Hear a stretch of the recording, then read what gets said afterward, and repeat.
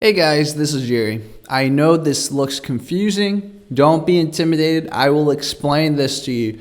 So this is, I think he's a company. He's not a nonprofit. And he basically tries to help be cultural ambassadors to different people. Hey, it's something I should do. I probably can do it better than him. Anyways, so he has 6 different measures of a country's culture. And he ranks different countries based on it. So power distance. Power distance means how much the people there accept inequality. Individualism is self-explanatory, how much people there value people being themselves and not part of a group. Masculinity, how much people there value a male playing his manly, paternal, traditional role. Uncertainty avoidance is how much people avoid the unknown, so to speak, how much people cling to the familiar.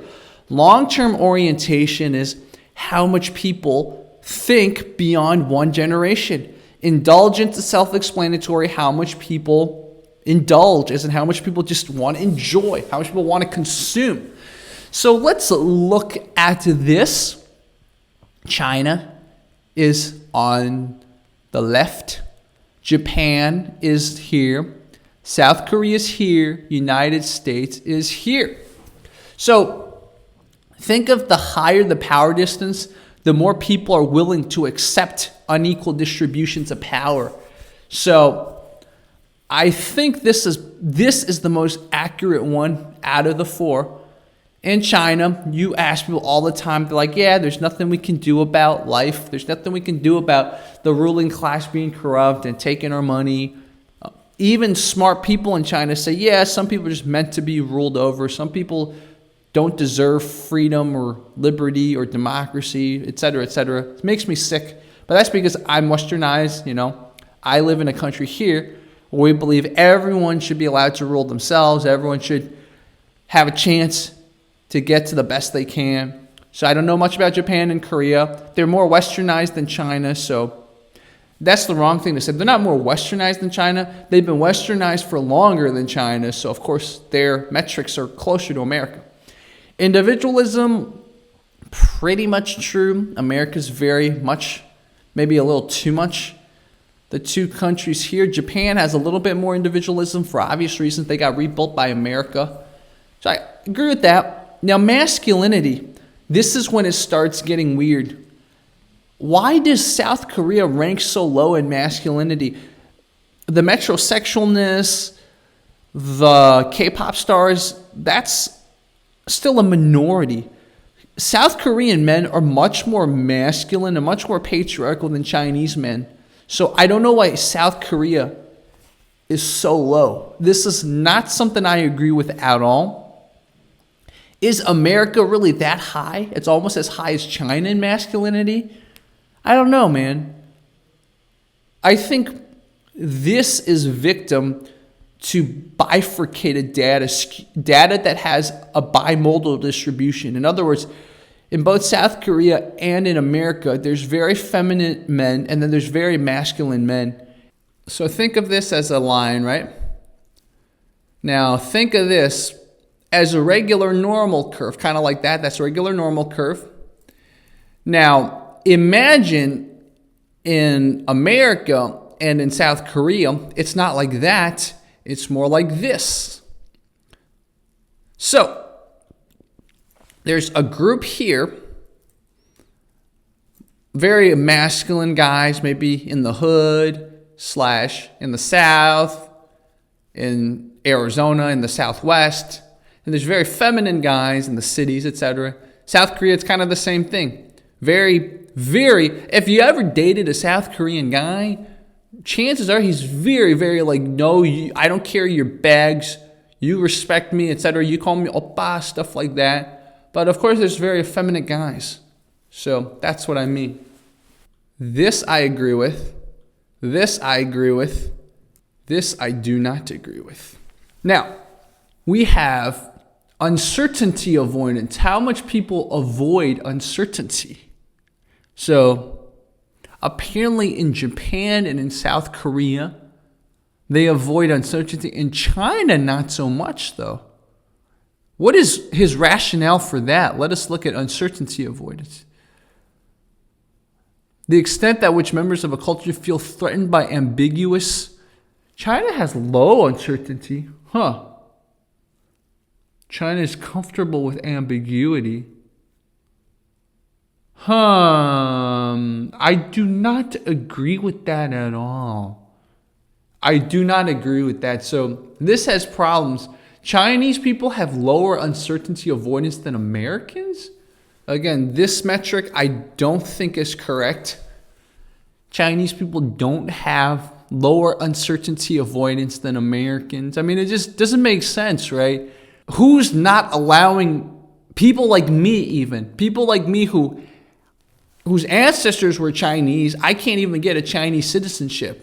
I don't think that is uncertainty avoidance. There's uncertainty about me, right? Because I have American culture in me. There's a lot of stuff, for example, Chinese culture is definitely resisting feminism and all these sort of new agey kind of neoliberal things. I mean, they resisted faith and religion too. So I don't think uncertainty avoidance is the right way to categorize Chinese society. If you go down there, he seems to say that, yes, the Chinese culture is, the writing system, etc. There's a lot of ambiguity. Chinese words can mean multiple things. But then look at that. He says Chinese people are very adaptable and entrepreneurial. No. That's not the right word. They don't have morals. So it's confounded. This is confounded by the fact that this country has faith. South Korea has faith. I don't know about Japan. Japan's got distorted, pagan, bastardized Chinese religion. So Japan's a weird case. But these two countries have faith, and it probably confounds us. So this is a very bad metric. Now, how long-term do the countries think? Apparently, South Korea thinks very long-term, What is the rationale for that? So, long-term oriented societies. Yes, South Korea is very, very Christian. That's true. I get what it means. I mean, if you go to any Korean community, they help out themselves way more than they help out other people. It causes a lot of tensions in America. America is not very long-term oriented. Yeah, you could say that. I mean, our electoral process, the fact that most of our politicians have to face re-election, right? So they only care about the short-term gains because they have to tell their constituents, look what I did for you these last 2 years if you're a representative, or these last 8 years if you're a senator, etc. So I do agree with this. Now, indulgence. This I also disagree with a lot. American culture might seem more indulgent, but all these cultures are very, very indulgent too. There's way more use of prostitution in China. So I think ultimately it depends on what you mean by indulgence. Let's look at what they mean by indulgence. People try to control their desires and impulses. I see. Now, this does kind of make sense. Most people aren't riding the cock carousel. Most women aren't riding the cock carousel here. I don't know about Japan, though. Maybe I see Japan does, maybe in their rooms, in their houses, they do a lot of stuff, but they definitely come off as a more controlled society. But I think this doesn't show the reality of how indulgent Japan is. Let's see what it says about Japan. I do not agree with this. I'm just going to flat out say it. I do not agree with this metric. So we're going to give this a fail. So ultimately, we can't really judge these, but I will take the three metrics that really, really seem to be correct. So especially you're comparing, I'm just going to compare China and America. Individualism is overboard in America, and America's not very long-term oriented. On top of that, Americans don't really accept too much power distance. So I think the problem with American society is this. If you're a very individualist society that's not long-term oriented, and you have big government, then the government's just going to, in the short term, keep screwing people. In the long term, keep screwing people. So the only way to make America work is to be more libertarian, so to speak. You let people keep more of their money. You let people do more of their stuff. Let them plan for their futures. Because it's not like the government's going to plan for your future. Everyone's very short-term oriented.